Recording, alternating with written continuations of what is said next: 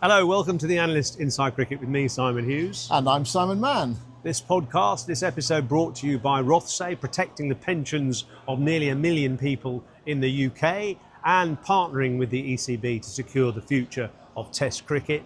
Rothesay, your future in safe hands.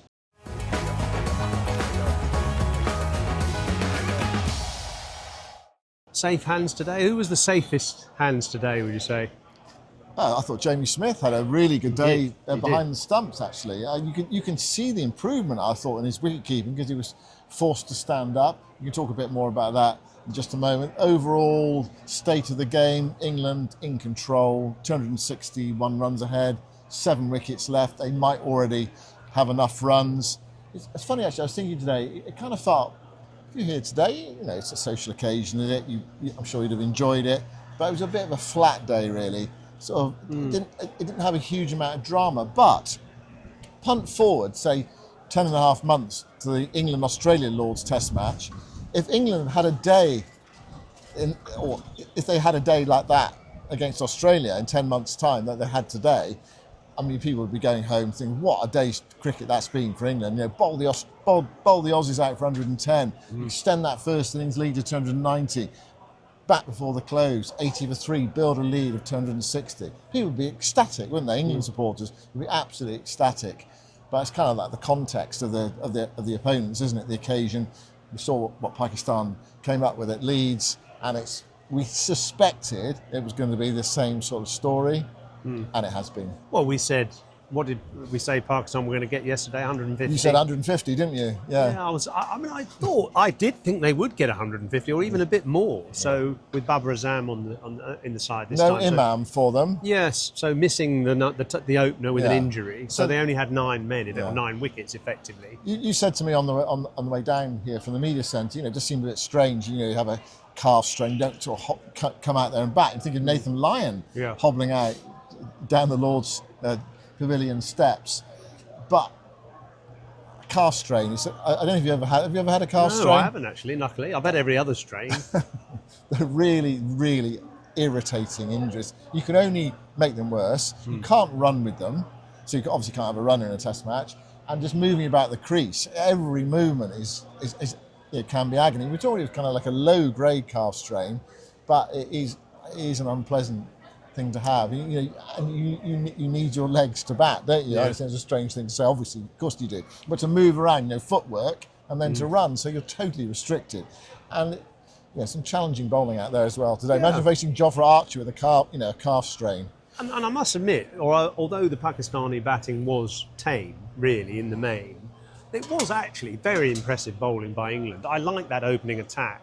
Jofra Archer at one end, bowling, averaging 92 in some overs, 92, 93 miles an hour. And he seems to really like Lords because he can bowl from this pavilion end. And actually, it's quite nasty bowling from the pavilion end. The sight screens are quite dark. They're white, but it's a dark area in front of the pavilion. And actually, it's quite hard seeing the ball from that end, especially in the afternoon. And Archer really gets a bit of momentum up running into bowl from that pavilion. He knows the bounce is a little bit uneven as well, and the batsmen are quite kind of apprehensive. So he looks great. And then obviously you've got Ollie Robinson, you know, just dobbing it away at the other end and difficult to resist. So although you could say the Pakistanis fell in a rather sad heap again, the bowling was good, and Josh Tongue actually supported them as well. Well, I think this is why yesterday I thought that Pakistan had missed their opportunity. Everyone said 248 for 9, it's a contest. At least it was a contest, and it was. But I think in the context of this team and the series, I said yesterday, they had to drop England for 150, 140. Yeah. When they had them at 77 for 4, and they just got Brook out, thought if they could get 2 more quick wickets, they could have rolled England out for 150 yesterday. They had to do it. They didn't. 248, to me, felt like a lot of runs. And then, of course, lo and behold, the last wicket player had another 42 to really rub it in as well for straight Pakistan. Yeah, it was so good batting. 290. Yeah. You felt 300 was a par score. A bit less actually, even really. 275. I didn't think it really was a par score. No. Because I thought this England attack on this surface, just relentlessly at you. I thought it would be against this Pakistan batting lineup. I thought it would be a massive challenge really. So I thought England kind of overachieved with 290. for the context of the game anyway. Yeah. Good to see the cover going on behind us there. It always does during our podcast. It does, but it's starting to spit a little bit, and the forecast for tomorrow is not good actually. So they're really covering up tonight, and maybe we won't get much play on Saturday, which is a shame. At least for the Lords people, I suppose they'll get Sunday play.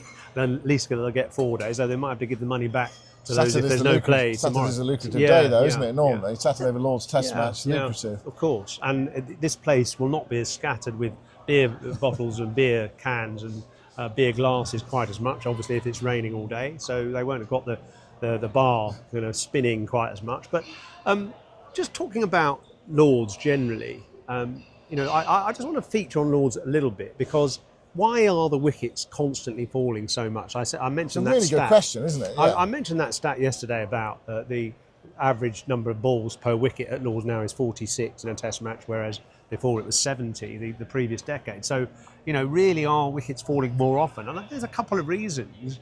I think, firstly, bowlers have become very skillful with that wobble seam and, nipping it one way and then the other. The wicketkeeper stood up to the stumps is a new dimension, forcing the batters back into their crease and meaning they can't get out to negate the movement. Another little thing is, this LBW, which if you're watching on video, you'll see here, the LBW of Mohammad Rizwan today, which was a big nip backer from Ollie Robinson, which bounced quite a bit, it appeared, and hit him sort of almost up in the thigh area, it seemed. And that dismissal would not have been given out in the past. It wasn't given out today. Paul Rifle, the umpire, not out. And I'm sure umpires of the past would all have said not out, no chance, either too high or missing leg stump, or the batsman outside the line, whatever. Too much doubt, so not out. Now Hawkeye is proving, as it has in the past for spinners, that more balls are hitting the wicket than was previously thought. And so more LBWs are being given or being overturned, particularly at Lords, where there isn't much bounce. These pitches are a bit tired and there isn't a lot of carry on the pitch. So a lot of those slightly shorter balls, which at other grounds will be going over the stumps, are still hitting the wicket. And that's one of the problems that batters are having. Joe Root again, LBW again today. That one wasn't the one that kept low particularly, but he's now, 9 in 12? 9 LBWs in his last 12 innings. In that period, he's averaged only 35. So, bowlers have discovered definitely a way of getting him and a lot of other people out, which is proving to be a bit of a problem for batters. Yeah, well, LBW is becoming a problem for him as well in particular. This one was with the keeper standing back, but it's a good analysis actually of why Lords should be even harder to bat, because I was saying all those things, those factors you were saying pertain to all the other grounds as well, don't you? But I think that slightly lower bounce at Lords means there's a problem for batters here even more. And also when we come here, for whatever reason, there always just seems to be some weather around, doesn't there? I mean, the lights are on. I mean, to some extent, it's about the time of year you play, and there's a bit of talk about, the 100 meant the Test match, it's played at the end of August, and that's kind of sort of pot luck. But I think it does pertain to light, doesn't it? Yeah. August, September Test matches, the lights are likely to be on, and that is tricky. I think we're quite happy to get off tonight. Certainly, Emilio Gay was happy to get off tonight. He could have done his job, battled away, 30 not out.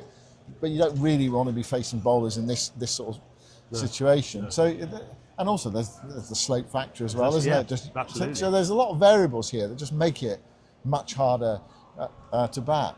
So every day of this series, we're going to do the Rothesay Safe Hands Award, in keeping with Rothesay's own messaging that they're a safe pair of hands for your pensions and so on, and also the security of Test cricket, the future of Test cricket. Now today, I think we're going to give the Safe Hands Award to a bowler, not a fielder, because actually there was 1 or 2 drop catches today, as well as a brilliant take by Jordan Harry Brook Cox. dropped one. Yeah, and a couple of the Pakistanis dropped Mohammad a couple. Abbas dropped a difficult return catch in the morning. Jordan Cox took a good catch at third slip, but I'm going to give it to a bowler today, Ollie Robinson, for the reason that England have trusted him to take the new ball, to bowl the first over consistently in this series and the previous one when he played against New Zealand.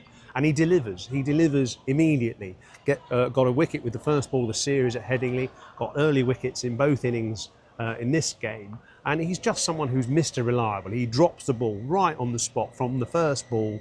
He's hovering around off stump on a good length, landing the ball on a 50p piece. Just a little bit of movement either way. He's totally reliable in that sense.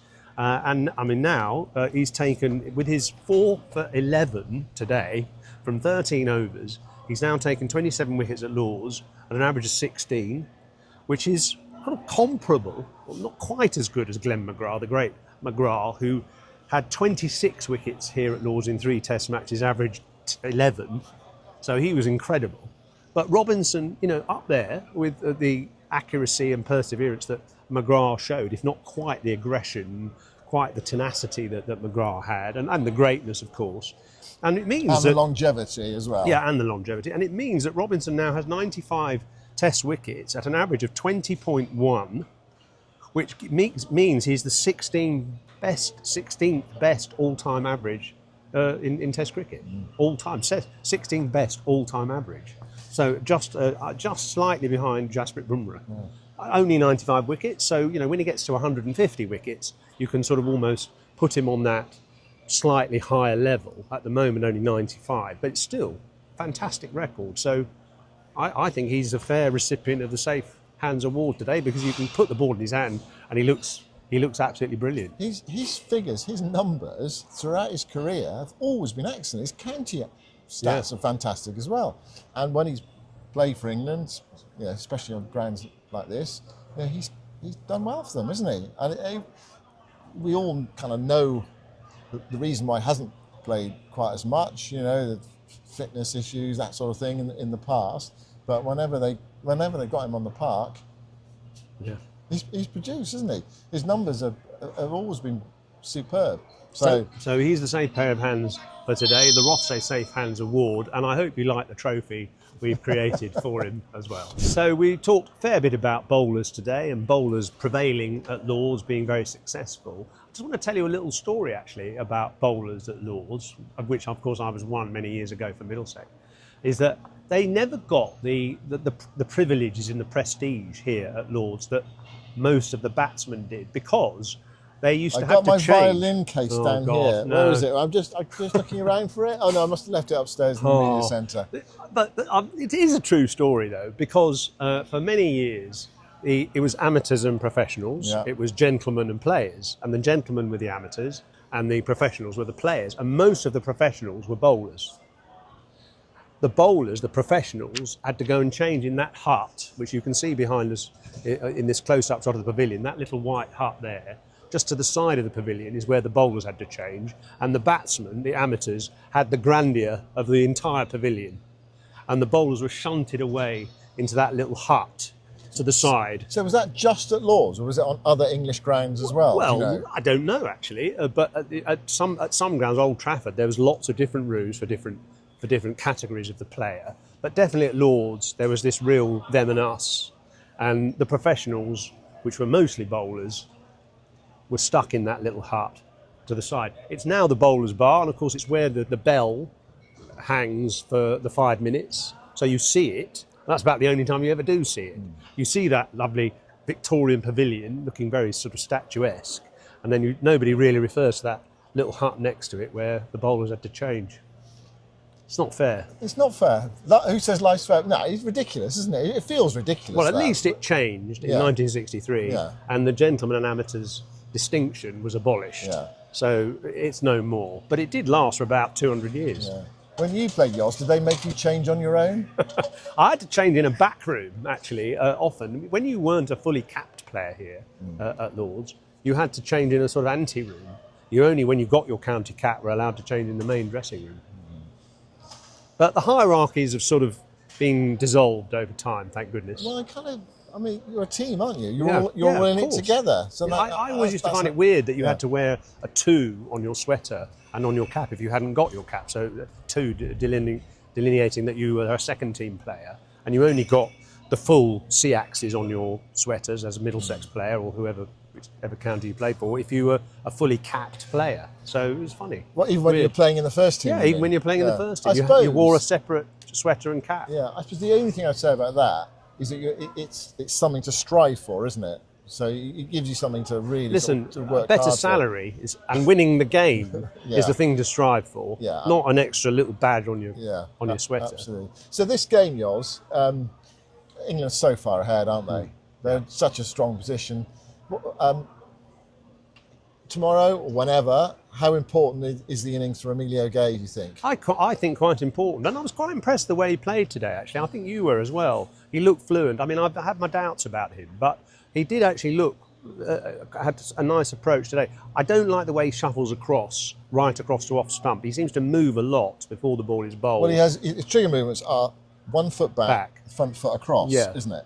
Yeah, and I think he sort of plants his foot a bit too much. He can expose his leg stump. Of course, he was caught down the leg side in the first innings, going a bit too far across. So there are a few little things about his technique which I don't like. But he's certainly got some attitude and some concentration and some shots, actually. So, he's not the worst. I'm not convinced about his longevity, really. I think Jordan Cox and Jacob Bethel as top 3 are better players. And yes, so you feel more potential to be in England's top 3 in the long term, perhaps in the medium term as well. He's got his stroke play through the offside. It's delightful, isn't it? Square over the wicket, through extra cover. It's really lovely. They're lovely shots to witness. It's odd how it always looks better from a left-hander as well, isn't it? Yeah, and he played 2 or 3 tonight, and he actually, I think he played a couple yesterday as well, didn't he? Two excellent shots through the offside. But ultimately, it comes down to one thing, doesn't it? What it says in that runs column by the time your innings is finished. So he's 30 not out overnight. Perhaps a big day for him tomorrow. I wonder whether he senses that as well. That it's a big day. I'm sure he does. I think you can tell from his demeanour. He looks really determined. I was thinking it must be very odd for a cricketer. At a certain age, you achieve the pinnacle, isn't it? Which is getting selected for England. But of course, once you get there, that's when it gets even harder, isn't it, to try to establish yourself. For players who are kind of decent, but perhaps not of that sort of necessarily 50, 60 test match level, where you're kind of battling against your ability to really, really succeed. It must be really odd, I think, to have 6, 8 test matches and then be dropped. I'm not saying he's going to be dropped, but have that prospect of that, and then kind of that's it. That's it. Your pinnacle of your career is over after 6, 8 test matches, 10 test matches, something like that. And with him as well, he's not in the 100. So at least with the 100, which I know is only a month, but at least that sort of is a slightly higher standard of cricket. Big pay, big crowds. Exactly. Yeah. There's a feeling of sort of sense of occasion about a 100 match, whereas there isn't really about county cricket so much. Although there's a lot of very good cricketers playing it, but it hasn't got the same excitement or kind of lifting your kind of sense of performance quite.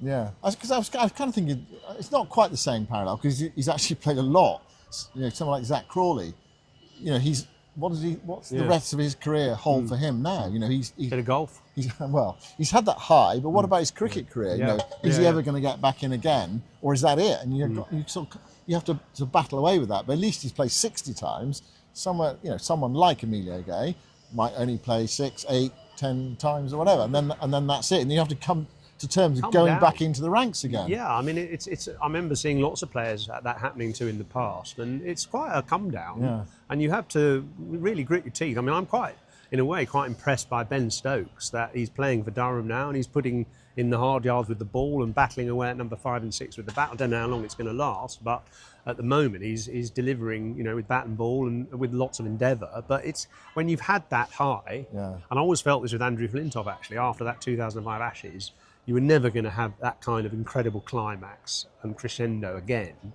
And it would be hard to sort of deal with the mundanity of life afterwards. Yeah, I suppose players like that, Andrew Flintoff, Ben Stokes, they have had such incredible highs to think back on, to just think, I did achieve that.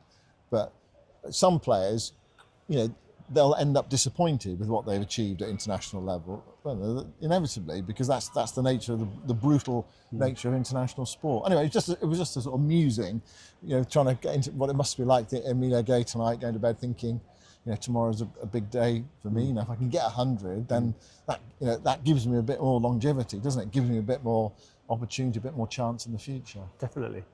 Yes, well, listen, we'll leave it there because it is actually starting to rain. So that's not good news for tomorrow, but fingers crossed we'll get some play tomorrow. So that's it for tonight. Thank you to Rothesay. This episode brought to you by Rothesay, protecting the pensions of over 1 million people in the UK and partnering with the ECB to secure the future of Test cricket. Rothesay, your future in safe hands. And if you like this podcast, subscribe, like, or review. Or even follow. Or even follow as well. Yeah. There's quite a lot to remember, isn't it? Thanks very much for listening. Bye for now.